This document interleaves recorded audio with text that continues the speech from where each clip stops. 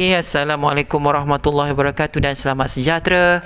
Okay, pada semua geng yang minat tentang konsol lama dan juga konsol-konsol retro, saya ingin meminta maaf kepada anda semua kerana minggu ini sangat sibuk sampai saya tak sempat nak membuat review berkaitan konsol baru. Jadi hari ini kita akan lihat konsol generasi ke-6. Okay, kalau kita lihat saya dah cover dah konsol generasi ke-6, ada berkaitan PS2, ada berkaitan Dreamcast, ada berkaitan GameCube, ada berkaitan Xbox Classic.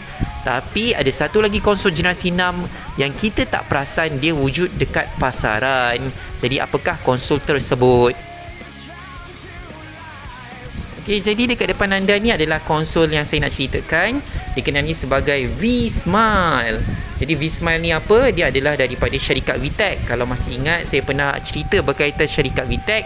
Dia pernah menghasilkan konsol generasi ketiga bernama Socrates pada video lepas. Jadi semasa generasi ketiga dia buat konsol, generasi keempat dia tak buat konsol, generasi kelima dia tak buat konsol, tiba-tiba generasi keenam dia hasilkan balik konsol dikenali sebagai V-Smile.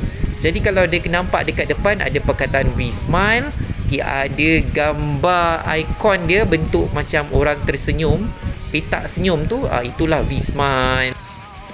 Okey, dari info, V-Smile ni dihasilkan pada 2004, tamat pada 2010. Okey, konsol ini bercorak pendidikan edutainment. Jadi kita lihat apa yang ada dekat spesifikasi luaran konsol ini. Okey, kalau nampak dekat bahagian depan ni dia ada butang on dengan butang off. Butang on ni gambar matahari, macam on tu menyala lah. Okay, dalam masa yang sama ada butang lambang bulan, maknanya off dah malam lah, malam tutup lah off. Itu yang ada. Jadi dekat bahagian atas dia kalau perasan, okay, ada logo V-Smile. Okay, lepas tu ada button reset. Okay, dekat bahagian atas ni juga kalau anda lihat, okay, sebenarnya boleh dibuka untuk menyimpan sesuatu, iaitu cartridge game pada konsol ini. Tengok saya buka. Okey, tengok adalah contohnya kita boleh simpan cartridge game kat sini, tak adalah hilang ataupun bersepah. Okey, seterusnya dekat bahagian belakang kita nampak ada lubang. Ini adalah lubang kuasa. Seterusnya ada wire. Wire ni adalah wire yang menyambungkan kepada AV.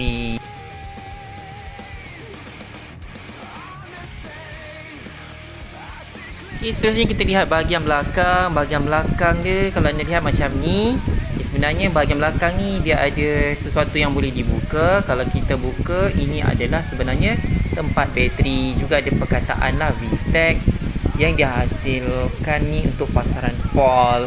Jadi saya cuba buka untuk tempat bateri ni. Jadi memang boleh lihat lah, kalau kita tak nak gunakan kuasa elektrik, kita boleh gunakan kuasa daripada tenaga bateri bagi konsol V-Smile yang anda ada. Tapi saya tengok ni bateri saiz besar sebenarnya. Okey, inilah bentuk dia. Boleh lihat segalanya lain sambil mendengar irama muzik rancak daripada lagu Alter Bridge. Okay, seterusnya kita lihat controller. Controller dia bersaiz besar sebab macam saya cakap dia adalah untuk pendidikan. Jadi sasaran dia adalah untuk kanak-kanak sekolah rendah dan juga kanak-kanak dalam usia 5 ke 6 tahun. Jadi kalau nampak butang dia pun besar, senang untuk mereka pegang. Dan juga ada analog dekat tepi. Okay, boleh tekan butang enter. Okay, dekat atas ni juga ada butang-butang lain yang berwarna-warni. Memang sesuai lah untuk kanak-kanak pegang dan bermain. Jadi controller dia besar, mudah dipegang. Okay, dan juga tahan lasak. Sesuai lah untuk kanak-kanak sebab sasaran dia memang untuk mereka belajar sambil bermain, bukan bermain sahaja. Sebab masa ni boleh dikatakan tak ada lagi smartphone, jadi nak main game pun tak boleh guna gadget macam handphone.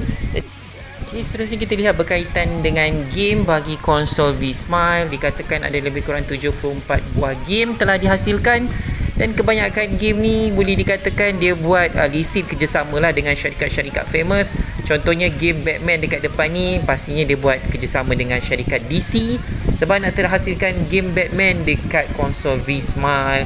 Jadi memang boleh dikatakan syarikat ni berbelanja besar lah sebab nak dapatkan lisin bukannya mudah pada masa tersebut. Kita lihat game lain.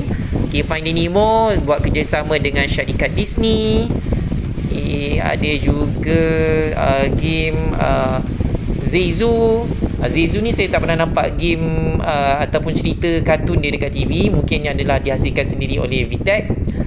Juga ada game-game yang lain, contohnya Toy Story tu. Ini Pixar Disney. Memang mahal lah bayarannya sebab dia nak dapatkan lesen dan hasilkan game yang dihasilkan dalam bentuk cartridge.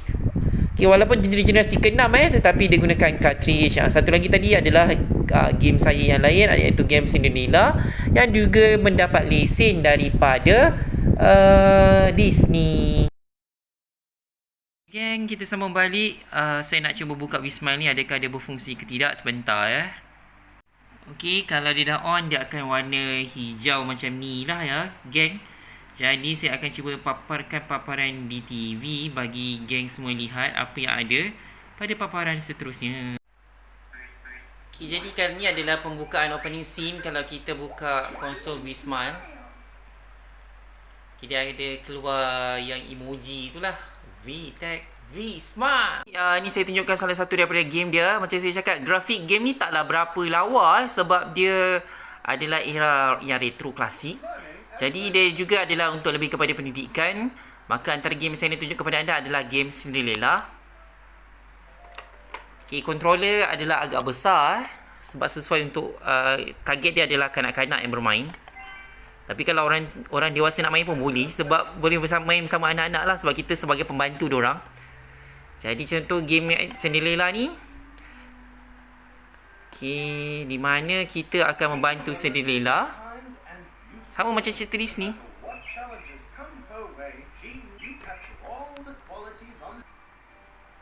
Okey, mari kita lihat isi dalam gamenya. Okey, game ni Cinderella dia berikan tugas untuk memberi aiskrim kepada adik-adik tiri dia dengan menggunakan rumus matematik. Contohnya adik tiri dia tinggal di bilik 1+1, maknanya bilik nombor 2 lah. Jadi Cinderella kena hantar dan jangan terlalu laju. Jadi menyebabkan anak-anak anda ataupun anda sendiri kena mengira lah campur 1 campur 2. Kini bilik 4 salah lah. Jadi anda kena hantar sebelum aiskrim mencair. Jadi sebab saya gunakan sebelah tangan, agak suka nak kawal pergerakan dia. Macam saya cakap, grafik dia adalah agak simple dan tak secantik sangat sebab